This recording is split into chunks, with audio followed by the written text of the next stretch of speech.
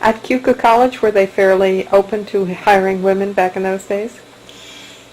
Keuka College was a college for women when I worked there. Okay. Because before it went co-ed. Mm-hmm. I worked there twice. Mm-hmm. I taught math there. Mm-hmm. Dr. Bliley was president. She asked if I could come and teach math for 1 year because the math teacher was going on sabbatical. And so I said I would, even though I was terrified, because I had never taught. This was before I taught Spanish. I had never taught. And here I was teaching calculus at Keuka College. But she had faith that I could do it, so I did it. Then when and in those days, many of the faculty were women. That's what I was going to ask you. They were women because they were single women, and they lived. Part of their remuneration was the fact that they had free room and board, so you could pay them less salary because you were providing. It wasn't a policy for hiring women like some other women's colleges have, was there? They didn't seem to have any quotas at all. Then when I went to work there the second time, I worked with all men. I was the only woman on the administrative council. It was the president, the dean, the vice president for academic development, the vice president for student affairs, the chaplain, the assistant to the president, and the bursar. All were men, which I loved because I could hear them and understand them with my hearing loss. But they always accepted me. And then there were many women, but at that level, I was the only woman. But the thing that I appreciated was that they had such confidence in the women students.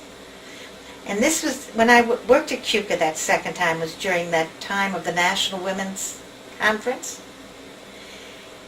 And we talked about feminists all the time, and there were people who would say, well, I don't like feminists because all they want is everything for women, and they don't like men. And of course, they were describing what I would consider a militant feminist.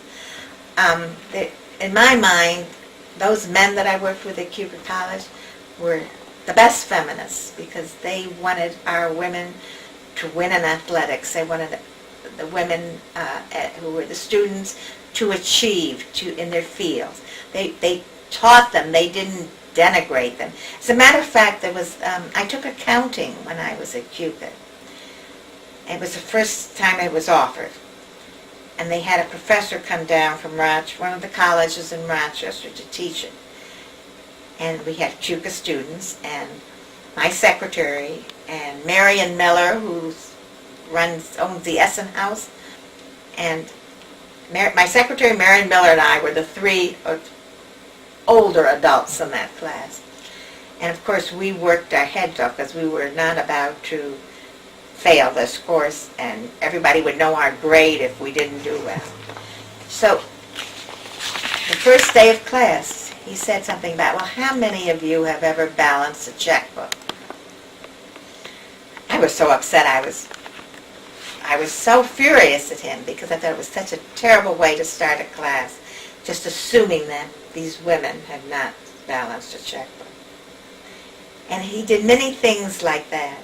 And I went up and I spoke to them. I said, we're not used to that kind of conversation at Keuka College.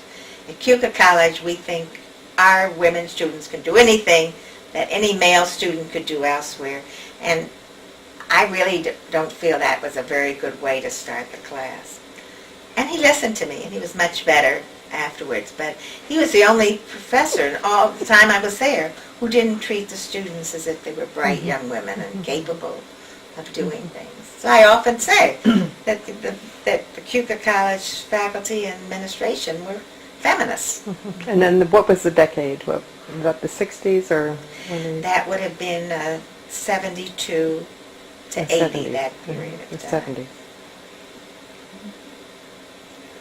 In many ways, the women in a women's college have a greater opportunity to achieve anyway. Right.